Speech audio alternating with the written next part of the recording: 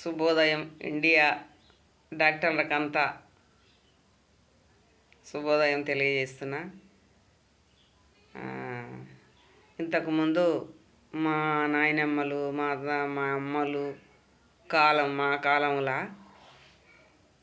ఇంతకుముందు అంటే 30 సంవత్సరాలు వెనక్కి తిరిగిన కాలంలో 30 సంవత్సరాలు వెనక్కి ఉన్న కాలంలో ఒక స్త్రీ అదేంది డెలివరీ అయ్యే టైంలో డెలివరీ అవుతుంది అంటే ఇండ్లలో అయ్యేది. అప్పుడు డెలివరీ అవుతుంది అంటే ఎవరన్నా మగపిల్లలు బయట ఉంటే ఆడ బయట బీడీలు తాకుంటానో అప్పుడు సుట్టలు తాగేది.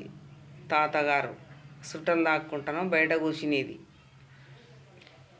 ఇక్కడ తల్లి శిశువుకు జన్మించినాక తల్లిని బిడ్డను మంచిగా తూడిసి బొడ్డు కోసి తీసుకుపోయి ఓ బట్టలు తీసుకుపోయి నీకు కొడుకు పుట్టిండు, నీకు బిడ్డ పుట్టిందని తాతకు, తండ్రికి, పెదనాయనలకు, బాబాయిలకు బయటికి తీసుకుపోయి పురుడు సాని చూపించుకొని ఇంట్లోకి తెచ్చేది. వారం రోజులు బాలెంత ముఖం చూడపోయేది మగపిల్లలు.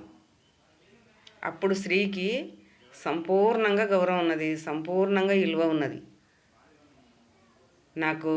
నాకు ఒక వారసుని ఇచ్చింది నా కోడలని మామగారు కానీ అత్తగారు కానీ కోడల్ని గౌరవించిండ్రు. నా అత్త మామ అని కోడలు గౌరవించింది. ఇప్పుడు అది ఎక్కడ కొట్టుకపోయింది. ఒక స్త్రీ ఇప్పుడు గర్భవతి అయింది అన్న కాడ నుంచి అన్నీ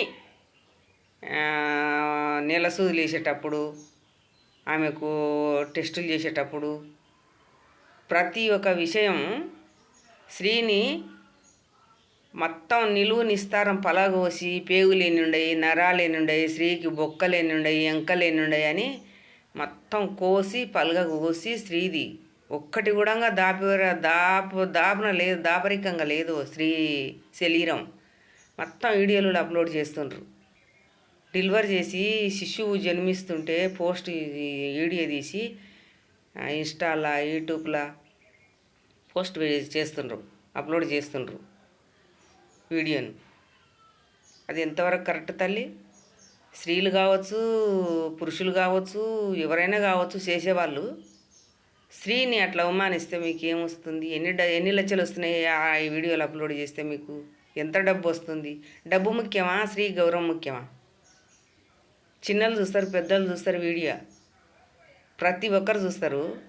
స్త్రీని ఏమనుకోవాలి వాళ్ళు అట్లా చూసి? శిశువు జన్మించినప్పుడా ఓ దిక్కు జన్మిస్తుంది, బొడ్డు కోయలేదు, మాయి వాడలేదు, పశువు కంటే ఘోరంగా చూస్తుండ్రు ఏం తల్లి? నేను ఈ వీడియో డాక్టర్లకు చేరాలని నా మనస్ఫూర్తిగా కోరుకుంటున్నా. డాక్టర్లు ఇట్లాంటి ఉద్దేశం బంద్ చేసుకోవాలని కూడా కోరుకుంటున్నా.